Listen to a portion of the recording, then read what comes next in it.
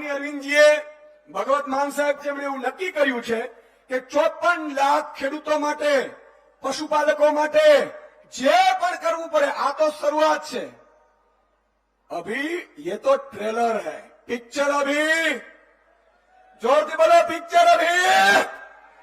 મિત્રો, આ એક સભાની શરૂઆત છે. ગામડે ગામડે ખેડૂતો, પશુપાલકોને જાગૃત કરીશું.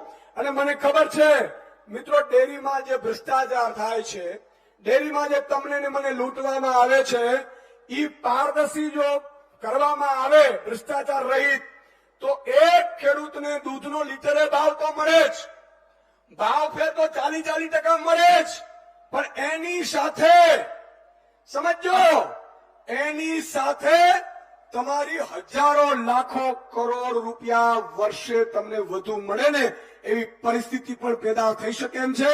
અમે અભ્યાસ કરી રહ્યા છીએ. એકવાર તમારે હવે 35 વર્ષ પહેલા બદલાવાનું નક્કી કર્યું હતું, એવું બદલાની નીકળવાની ભાવના સાથે નક્કી કરવાનું છે. મને ઘણા બધા લોકો મળવા આવે છે. હમણાં પલ્સ કંપનીમાં લૂંટાયેલા બિચારા લોકો પણ છે, હે ને? કેટલા લોકો છે?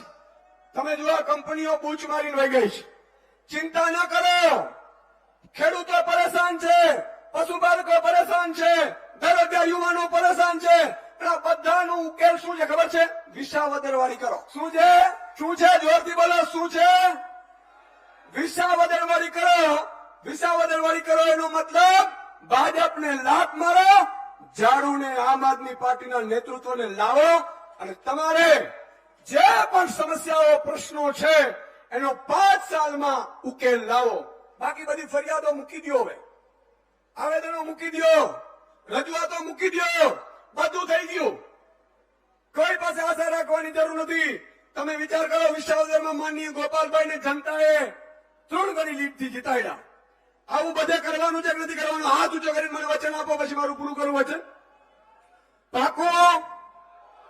પાકું કરવાનું છે.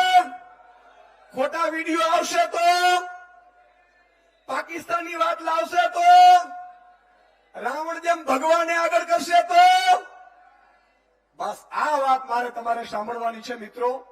એટલું જ તમે ધ્યાન રાખજો. અમે હાયરા, ફરીથી જનતાએ જીતાડવાની શરૂઆત કરી. અમે હાયરા તો મતથી હાયરા છીએ, આ હિંમતથી નથી હાયરા. હું વારંવાર કહું છું અને આજે પણ કહું છું, આમ આદમી પાર્ટીની 150 સીટ સાથે સરકાર બનાવો. 5 વર્ષમાં જો પશુપાલકને, ખેડૂતોને જો ઉદ્યોગપતિ જેવું ન બનાવી દઈએ તો ઈશુદાન ગઢવી આજીવન રાજનીતિમાંથી સંન્યાસ લઈ લેશે.